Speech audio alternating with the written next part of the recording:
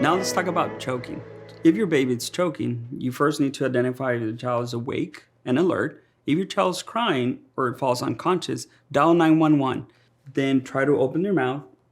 Once you open your baby's mouth and you see an object, if you feel that you can swipe with your finger, that means that you literally put your finger inside your baby's mouth and swipe it like a hook, go ahead and perform this. If you're not able or feel comfortable that you can get the item with your finger, then perform the tap. Put your baby on your forearm, perform 5 severe taps with the heel of your hand on the back between the scapula of your baby until the item is launched out of the baby's mouth. If your baby becomes unconscious, initiate CPR.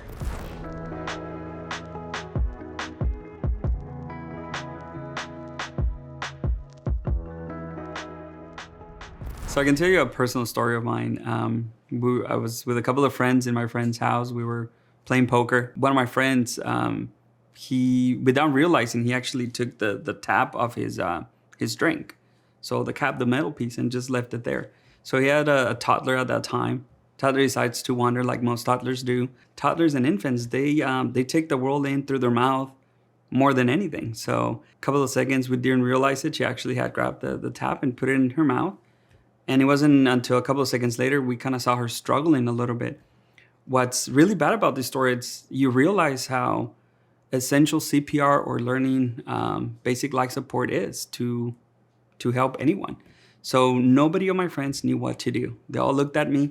My training just kind of kicked in, grabbed the baby, check. I couldn't do the finger swap, put my finger in, immediately grabbed her, put her in my hands, and then did the thrust on the back. And then 2 seconds later, that piece of metal came out. It was scary, not just for me, but for all my friends, because we all thought, what if I wasn't there?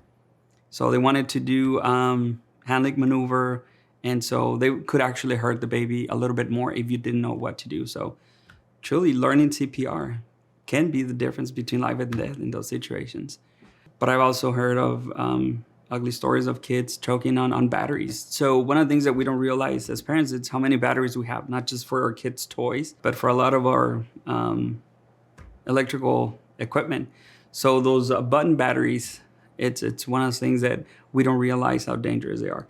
Luckily, there are a few manufacturers in the market that got in the forefront of this and decided to lace some of those batteries with yucky stuff. So when kids first put them in their mouth, it makes them spit and not swallow. The same with coins. So we've seen a lot of those stories where a kid end up in the hospital because they choke on batteries or small toys. Parents should know that anything that fits on a toilet roll can fit in your child's mouth. And if you get a toilet roll, you'll realize that most of the small stuff that you have laying around home can fit in those toilet rolls, which is the same in your baby's mouth.